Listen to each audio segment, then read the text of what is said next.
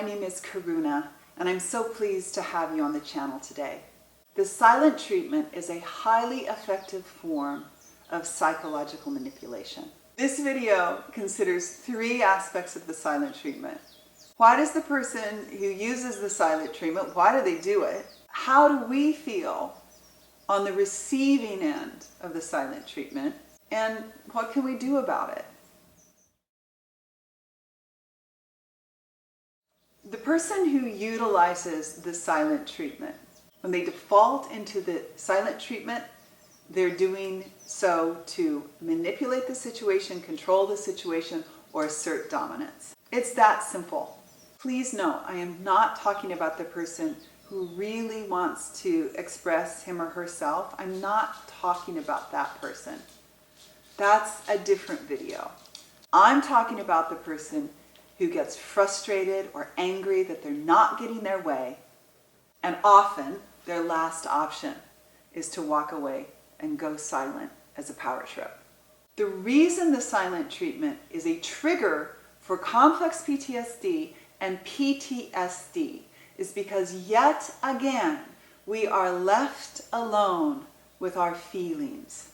Remember all the times you were left alone with your feelings, nobody to talk to?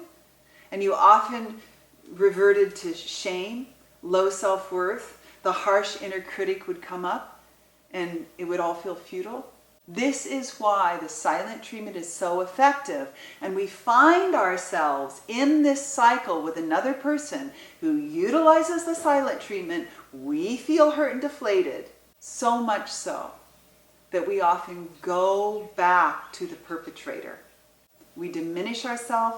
We belittle ourselves. Sometimes we'll even say, you're right, I'm wrong.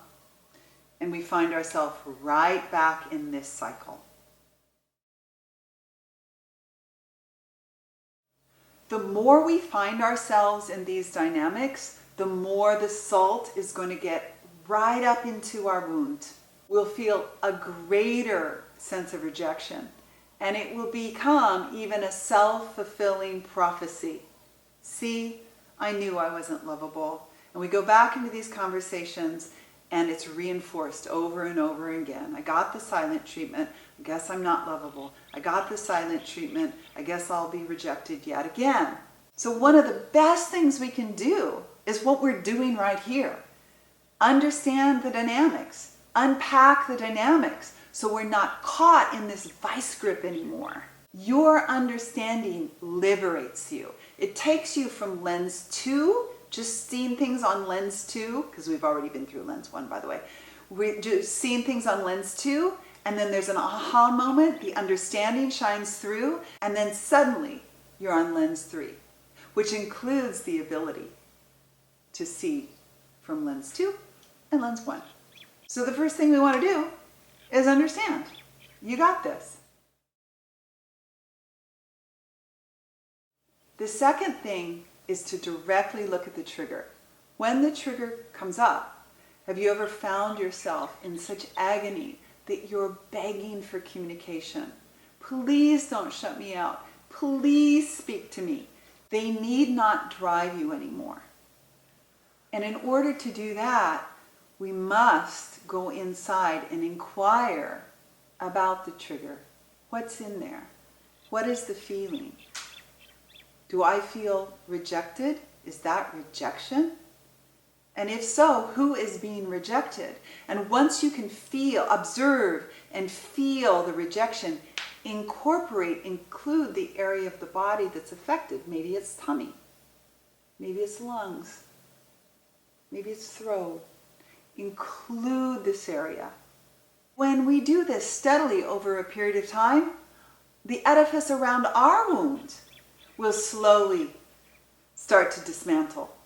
We'll go back into situations at work, with family, where someone's using the silent treatment and we won't be as hooked.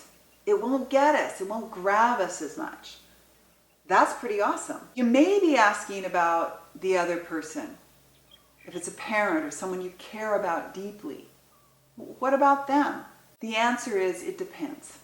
If there's somebody home to talk to, in other words, when each of you are speaking free of the trigger in your natural flow, is there somebody to relate to at a deeper level?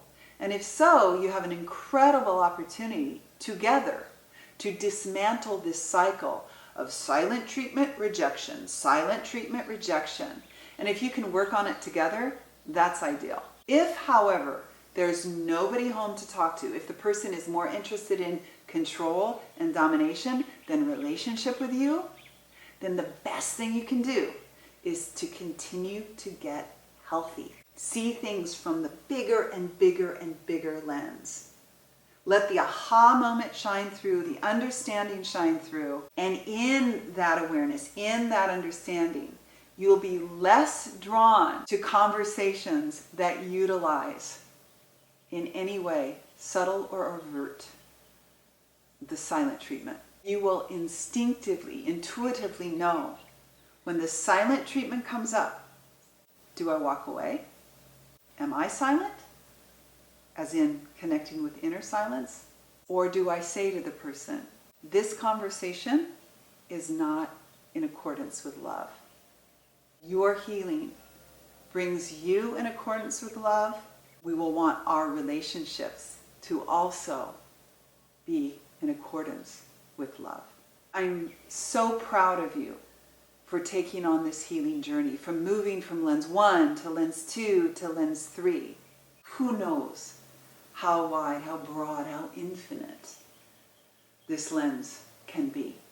I'm here cheering you on. Please share your comments below, and do let me know if you have any topics you'd like me to cover in videos. I look forward to seeing you here very soon.